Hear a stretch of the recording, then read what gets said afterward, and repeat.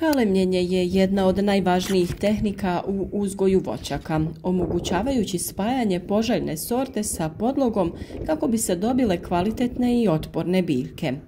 Ova metoda koristi se za očuvanje sorti, povećanje otpornosti na bolesti i optimizaciju prinosa. Pravilno vrijeme i način kalemljenja ključni su za uspjeh, a prilagođavaju se vrsti voćaka, klimatskim uslovima i fazi vegetacije. Često se zna dogoditi da ljudi uzgoje voćke iz sjemenki, one lijepo izrastu i napreduju, ali plodova nema. Plodonošenje može potpuno izostati ili će biljci trebati duži niz godina da daje prve plodove koji neće biti onakvi kakvi ih očekujete. Mnogi u tom procesu ne znaju da je kalemljenje ključ kod uzgoja voćaka iz sjemenki. Uzima se pupoljak ili grančica sa biljke koja daje plodove i različitim metodama spaja se sa novom biljkom. Na taj način dobivamo sadnicu koja će biti ista kao ona sa koje smo uzeli kalem i davati će plodove. U ovom mjesecu smo pripremili i poklone koje će osvojiti najaktivniji pratitelj našeg kanala. Akumulatorske škare Stihl ASA 20 su samo jedan od poklona koje možete osvojiti. Tu su i razna pomagala i alati za vrt, sjemena, sadnice, hranjiva i sl. Ostanite sa nama do kraja videa kako bi saznali koji su uslovi ovog darivanja. U našim videima postavljati ćemo i pitanja na koja možete napisati odgovor u komentaru. Oni najaktivniji dobiti će vrijedne poklone. Kalemljenje je metoda spajanja dvije biljke u jednu. Donja biljka, poznata kao podloga, osigurava korijenov sustav i otpornost na tlo, dok gornji dio plemka daje željene karakteristike plodova. Ovaj proces je ključan za voćarstvo, jer on omogućuje očuvanje sorti, brži rast i plodonošenje i prilagodbu različitim uslovima. Mnoge stare sorte voća koje imaju specifične okuse ili otpornost na određene bolesti mogu se sačuvati upravo kalemljenjem. Kalemljene biljke često ulaze u fazu plodonošenja brže nego biljke uzgojene iz sjemena, a odabirom odgovarajuće podloge moguće je uzgajati voćke čak i na manje pogodnim klimama. A kada je pravo vrijeme da se kaleme voćke? Vrijeme kalemljenja ovisi o fazi mirovanja i aktivaciji sokova u biljci. Proljetno kalemljenje obavlja se krajem zime ili početkom proljeća, u razdoblju od februara do aprila, kada biljke izlaze iz faze mirovanja. Ovo je najčešće vrijeme za većinu voćaka, poput jabuka, krušaka i šljiva. Ljetno kalemljenje izvodi se tokom jula i augusta kada je podloga u punoj vegetaciji, a kora se lako odvaja.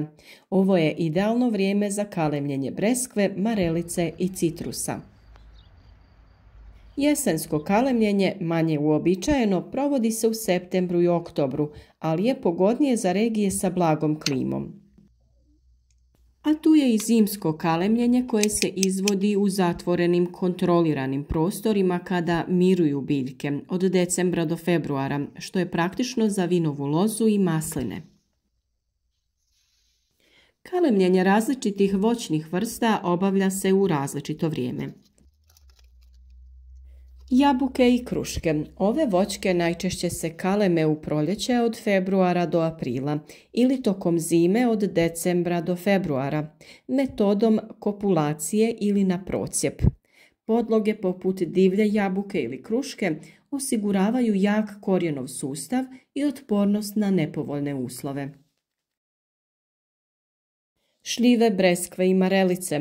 Za ove vrste najpogodnije je ljetno kalemljenje od jula do augusta, posebno zbog njihove osjetljivosti na vremenske uslove. Kalemljenje pod koru često daje najbolje rezultate. Tu su i trešnje i višnje. Kaleme se pod koru ili okuliranjem u proljeće od marta do aprila ili ljeti od jula do augusta.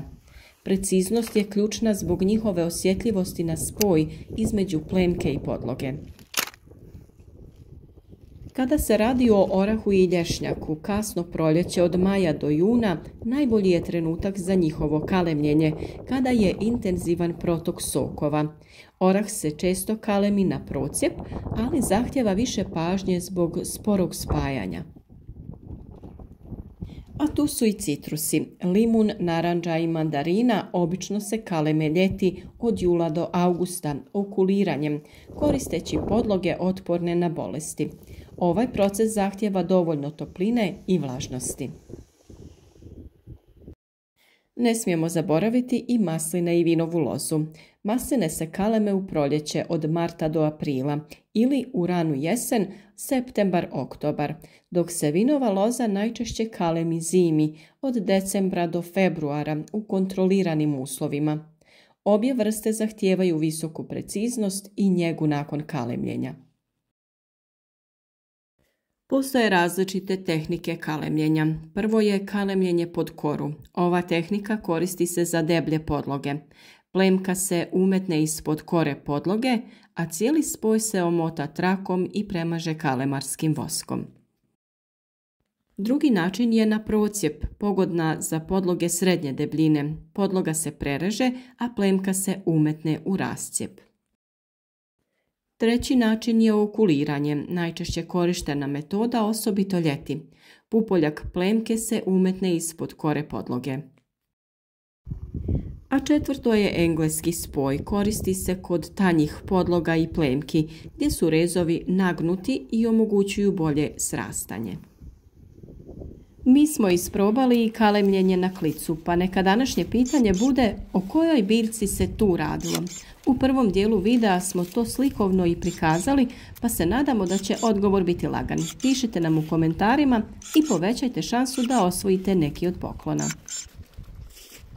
U nastavku vam donosimo neke savjete za uspješnije kalemljenje.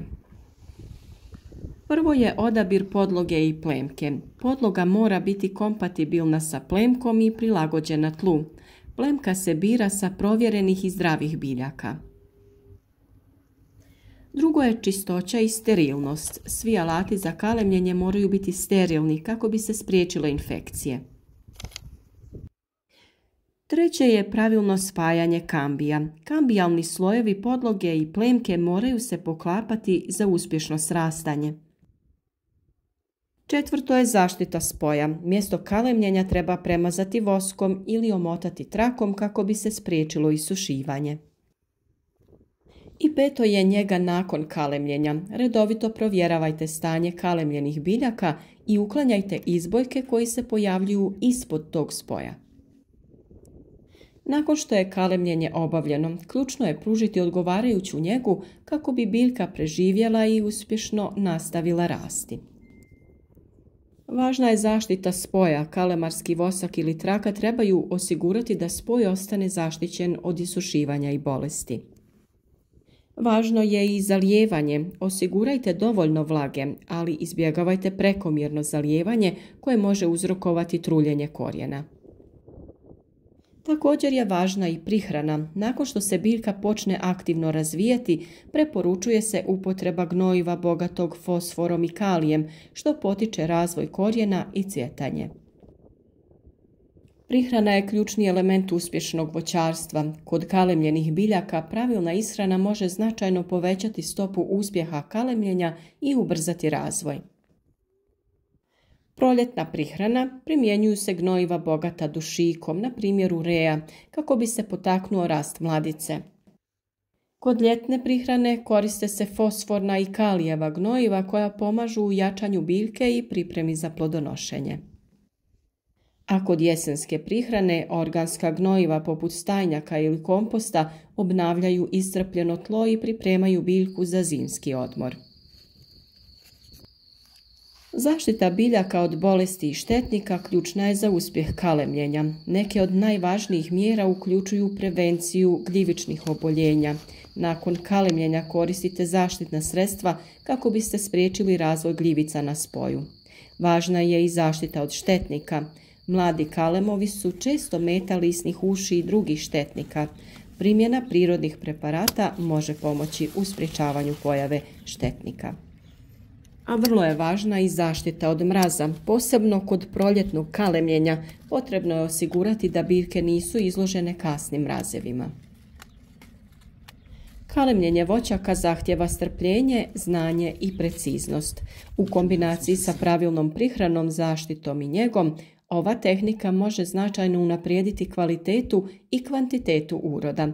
Voćari koji ulože vrijeme u savladavanje ove vještine ne samo da čuvaju tradicionalne sorte, već i osiguravaju uspješnu proizvodnju za buduće generacije.